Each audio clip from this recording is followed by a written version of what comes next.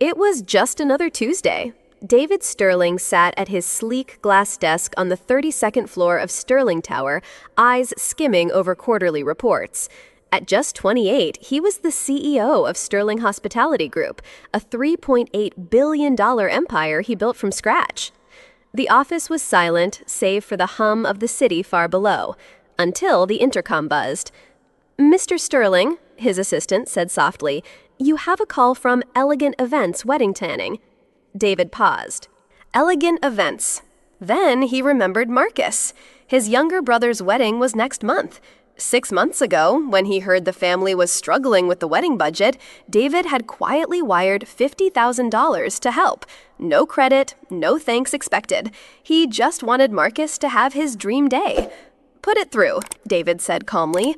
He had no idea that this one phone call would tear open old wounds, expose buried truths, and change everything he thought he knew about family. "Mr. Sterling," the woman's voice said gently, "I'm calling regarding the Henderson Miller wedding next month." David leaned back slightly, curiosity mild. "Yes." There was a pause, too long to be casual. Then she spoke again.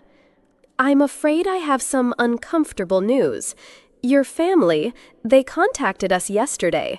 They've asked to have your name removed from the guest list, permanently." David didn't move, didn't blink. "They said there was a family disagreement and that your presence might cause tension." His fingers froze above the keyboard. The room felt colder somehow. "Also," she continued, her voice tight now, "they asked if they could keep the $50,000 deposit you paid for the wedding. Mrs. Henderson mentioned the funds had already been spent." A full 5 seconds passed. David didn't raise his voice. He didn't ask why. He just turned his head slowly and looked out the floor-to-ceiling window. 50 stories up, the city sprawled beneath him. Hotels, resorts, restaurants, high-rises, half of it was his. And yet, in that moment, the only thing he felt was the sharp sting of being uninvited by his own blood, while they clutched his generosity like it was a given, not a gift. Silence hung in the air. Amanda, the wedding planner, was still speaking, offering polite excuses, corporate apologies, and false hope. David heard none of it. His eyes were locked on the skyline, his jaw clenched. He wasn't just uninvited, he'd been erased. Not with a phone call, not face-to-face, but with paperwork, quiet emails, and the assumption that he'd just take it. But David Sterling had built an empire from silence. He knew exactly what to do with being underestimated. His voice cut through the air like ice. "Cancel the wedding," he said. Amanda froze. I'm sorry." "Cancel it all. The venue, the catering, the flowers, the photography, the transportation, every vendor." A pause. Her breath caught. "Mr. Sterling, you're not the groom." "Amanda," he interrupted, gently but firmly, "who owns Elegant Events?" "Sterling Event Holdings." "And who owns Sterling Event Holdings?" The silence on her end spoke volumes. "That's right," David said. "Me." One move, one sentence, one revelation, and just like that, the quiet war began. The psychological chess match between the abandoned son and the proud family that thought they'd won had officially started. Rewind 8 years. David Sterling was 20, sitting across from his parents in their pristine living room in Connecticut. "You're dropping out of Harvard?" his mother had asked, her voice brittle with disbelief. "To plan parties," his father added, unable to hide the disgust in his tone. David didn't flinch. "Not parties," he'd said. "Experiences, events people remember for the rest of their lives." But they weren't listening. The room fell into silence, the kind that's louder than shouting. "You're throwing your life away," his dad muttered. "You're just another dropout chasing a fantasy," his uncle had said weeks later at dinner. "A disgrace," one aunt whispered behind his back. In the eyes of his family, David wasn't following a dream. He was embarrassing the family name. But David didn't quit Harvard because he was failing. He quit because he saw something no one else saw: a broken industry, a gaping hole in luxury event services, and a chance to build something from the ground up. While his brother Marcus chased titles and degrees, David chased a vision and the fire to prove everyone wrong. No headlines, no applause. No "we're proud of you" messages, just long nights. David started from a shoebox studio apartment, sleeping on a secondhand couch that squeaked every time he turned over. He worked 18 hours a day, every day, eating dollar store ramen while pitching luxury dreams to people who barely returned his emails. Cold calling 200 businesses a week. Rejection after rejection. Some hung up mid-sentence, some laughed. He smiled through all of it. Because every no was just a step closer to yes. Year 1, he landed his first wedding contract. Year 2, he bought a failing event space for pennies on the dollar. Year 3, he acquired 2 more. No press coverage, no family celebrations, just the quiet sound of invoices paid, staff hired, lights turning on in venues with his name on the lease. David didn't need recognition. He needed momentum, and in silence, he was becoming unstoppable. Amanda didn't realize who she was speaking to. Not at first. To her, David Sterling was just another disappointed guest. But by the time she'd confirmed the company name, Sterling Event Holdings, her voice had started to tremble. Because suddenly she realized David owned everything. The Grand Harbor Hotel where the wedding was to be held? His. The luxury floral design from Premier Botanicals? His. The 5-star catering company? His. Lens and Light Studios, the photographers? Also his. The bachelor party venue, rehearsal dinner location, limousine service, every piece of the wedding puzzle, all owned by companies under Sterling Hospitality Group, his group, and no one in his family ever knew. Not because he was hiding, but because they never asked. For 8 years, he let them believe he was barely scraping by, the dropout, the failure, the one who played with parties. But when they cut him out and tried to keep the money, he stopped being silent, and they finally saw him. The first call came at 9:14 a.m., then another and another. By noon, Marcus's phone was buzzing nonstop. Vendors, coordinators, hotel managers, drivers, photographers. "Hi, we've just been informed the wedding contract has been canceled. Unfortunately, we're no longer providing services for the Henderson Miller event. We'll be processing refunds to your guests today." Marcus stared at his phone in disbelief. Jennifer, his fiancée, was pale. "What the hell is going on?" she whispered.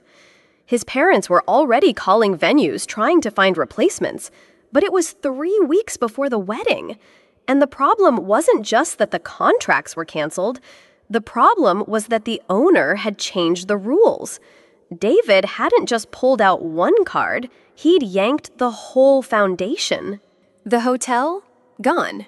The transportation? Gone. The catering, flowers, photography? All gone. With a few well-placed phone calls, the entire wedding had collapsed. 200 guests, no rooms, no reception, no plan B. The groom's family wasn't planning a wedding anymore. They were managing a crisis. David's phone lit up. "Mom, calling." He stared at the screen for a moment, then answered. "David," her voice cracked like something fragile under pressure.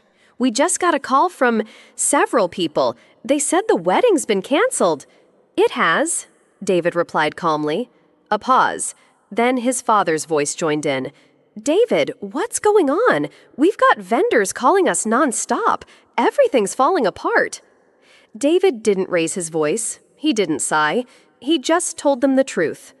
All of those companies, Elegant Events, Grand Harbor, Prestige Transportation, Coastal Elite, are mine. Silence. "What?" his mother whispered. "You canceled my invitation, but didn't realize you were canceling your entire wedding." Another beat of silence. Then David added evenly, "You erased the man who paid for your son's wedding, and now you've lost the wedding itself." He didn't sound angry, just done.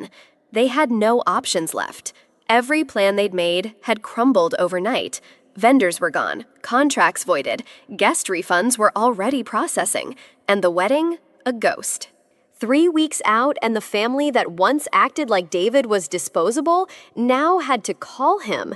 Not to lecture, not to correct, but to ask. "David, can we talk? We didn't realize. Is there any way you can help us fix this?" The irony was almost too poetic. The man they'd uninvited was the only one who could save the wedding. And they weren't calling a planner anymore. They were calling a power they couldn't control. David didn't celebrate their fall. But for the first time, they were speaking to him like he mattered. That was a collapse no earthquake could replicate, because it happened in the heart. Before the empire, before the power, there was the silence. Dinner tables where David sat across from his parents, and no one asked how his day was. The way his father's eyes glazed over every time he tried to talk about work. "When are you going to get a real job?" That line, again and again. As if waking up at 5 a.m., working 18-hour days building something from nothing wasn't real. Holiday gatherings where Marcus was always the star, the rising lawyer, the responsible son, while David's updates about new contracts or venue launches got nothing but polite nods or awkward silence. One Thanksgiving, he'd brought a printed brochure of his newest event venue, hoping to finally show them what he was building. His mother looked at it, smiled vaguely, and passed the mashed potatoes. They weren't cruel. They weren't mean. They were just uninterested. And somehow, that cut deeper. David never stopped trying. But after years of being seen as the one who gave up, he learned to stop sharing. Because nothing hurts more than offering your heart to people who only look at the surface. The call came just after sunset. David let it ring twice before picking up. "David, what the hell is going on?" Marcus sounded out of breath, frantic. "Your wedding," David replied, voice calm. "You're getting married, remember?" "Don't play games. I've spent the whole day on the phone. Mom's crying. Vendors are bailing. Why is everyone saying you own everything?" David was quiet for a beat. Then, "Because I do." "What?" "You want the list?" David asked, not with arrogance, but finality. "Grand Harbor, Premier Botanicals, Prestige Transportation, Lens and Light, Coastal Elite. I own them all. The wedding you planned without me was built entirely with my businesses." "That's not possible," Marcus whispered. "It's not only possible, it's what I've been building while you were busy becoming the golden child." Silence. Then Marcus asked, "Who are you?" David let the silence sit, then answered, "The man you never bothered to get to know." Not out of cruelty, but because it was the first honest sentence between them in years. David didn't want revenge. He just wanted them to finally see him. Marcus was quiet. For the first time in their adult lives, he didn't have a comeback. "So what now?" he finally asked. "We don't have a venue or vendors. We have nothing." David didn't hesitate. "You want the wedding back?" "Of course." "Then here are my terms." Marcus waited. First, a public apology from the entire family. Not a text, not a half-hearted voicemail, a real one. "Okay. Second, my invitation is restored. Obviously, and not as a formality," David cut in. "I want to be invited because you want me there, not because you need my connections, not because you're desperate." Marcus hesitated. "And if we say no, then you figure it out without me. You find new venues, new caterers. You make frantic phone calls to strangers hoping they say yes." A beat. "And if we say yes?" David's voice softened. "Then you get your wedding, and I stand next to you like a brother should. No bitterness, no conditions, just family." For a long moment, Marcus said nothing, because this wasn't just about logistics anymore. It was about dignity and choosing to finally see the brother who'd been invisible for too long. The call came that evening. "David, it's Jennifer." Her voice wasn't sharp, it wasn't panicked, it was sincere. "I wanted to say, I'm sorry," she began. David didn't interrupt. He let her speak. "I never knew you were the one who helped. Marcus never told me. I just assumed the wedding was tight budgeted, and his parents were covering what they could." She paused. "And I believed them. I believed all the wrong things. About you." Her voice cracked, but she steadied herself. "I was there when your name got removed from the guest list. I didn't speak up. I should have. I thought you were just the brother who flaked on everything. But now I realize you were the one holding everything together." For a long moment, David said nothing. Then softly, "Why are you really calling Jennifer?" "Because," she hesitated, "I don't want this wedding without you in it. Not because of the money, but because you're Marcus's brother, and because no one should be treated the way you were." And just like that, the healing began. Saturday afternoon, the Harborview Resort sparkled under the soft coastal sun. Floor-to-ceiling windows stretched across the private dining room, crystal chandeliers, hand-carved mahogany, a place fit for governors and celebrities. David waited alone, calm, cold, controlled. At 2:03 p.m., the door opened. His mother, his father, Marcus, Jennifer. They stood there for a moment silent, looking around at the grandeur they never knew David controlled. Then his father stepped forward. "David," he said, voice tight, "thank you for meeting with us. Sit down." They did. Waiters entered with white gloves and silver trays, laying out a lunch menu that rivaled Michelin stars. His mother whispered, "This place is incredible." David replied without emotion, "I told you 3 years ago I was expanding into hospitality. You said, that's nice. This was the expansion." His father swallowed hard. "David, we owe you an apology, a major one." David waited. "We judged you based on the wrong things, on titles, degrees, traditions. We thought you were lost, when really we were the blind ones." His mother added softly, "I had no idea you were building all of this." David finally looked up. "That's because you never asked." And in that moment, the hierarchy flipped. The disappointment became the one they depended on, and they knew it. The plates had been cleared. The room was quiet again, except for the hum of the sea behind the glass. For a long time, no one spoke. Then Marcus stood. Not with confidence, not with the air of the favorite son, but with something David had never seen in him before, humility. "David," his voice cracked, "I know I don't deserve to ask this." David looked up slowly. Marcus swallowed hard. "But would you consider being my best man?" No one moved. Even the air seemed to hold its breath. David looked at him, not just at the brother who once ignored him, but at the man now standing in front of him, stripped of ego, stripped of pride, asking not from power, but from truth.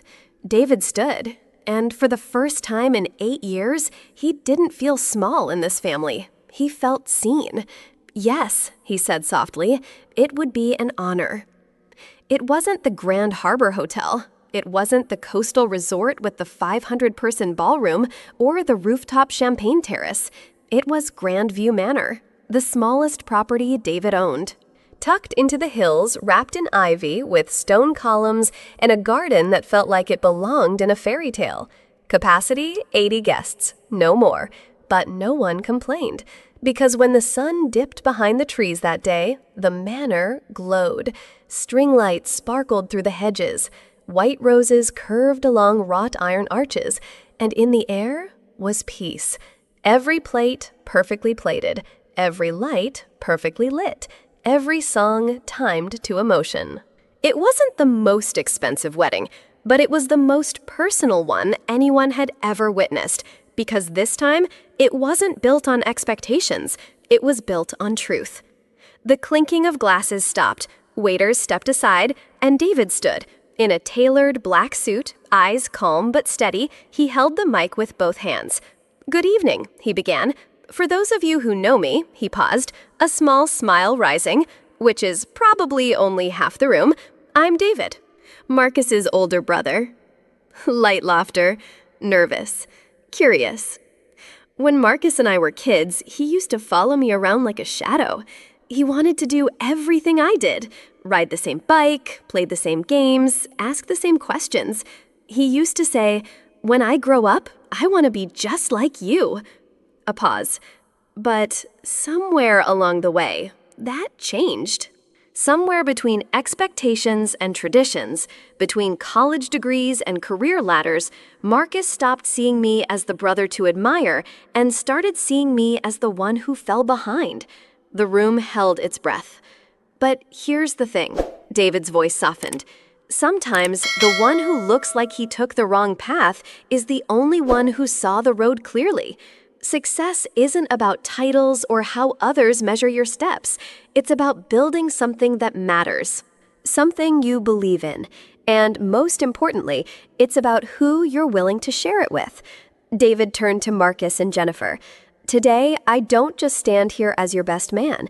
I stand here as your brother, and nothing means more than that. He raised his glass. To Marcus and Jennifer, may you always remember that the best journeys aren't the ones others approve of. They're the ones you choose together. The room stayed silent for a beat too long, and then applause.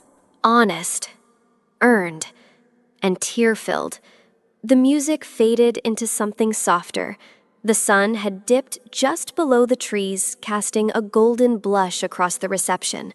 Marcus stepped off the stage. David stood unsure until he felt it. Two arms wrap around him, tight. Not from Marcus, from Dad. For the first time in almost a decade, his father's voice cracked. "I didn't see you, and I'm sorry." His mother followed.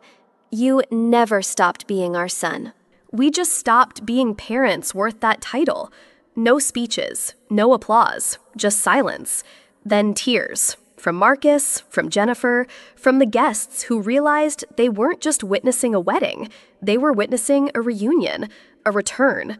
David didn't need validation, but that moment, that hug, it was everything. 8 years of misunderstanding melted in one moment of truth.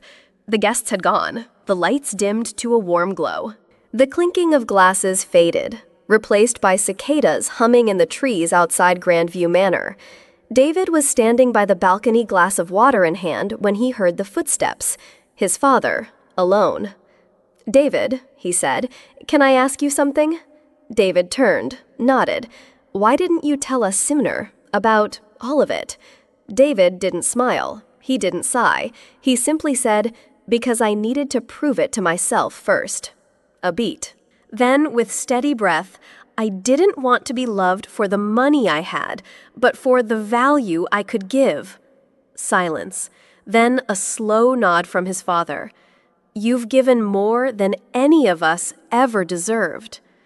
They didn't hug, but for the first time in years, they stood together side by side, as equals.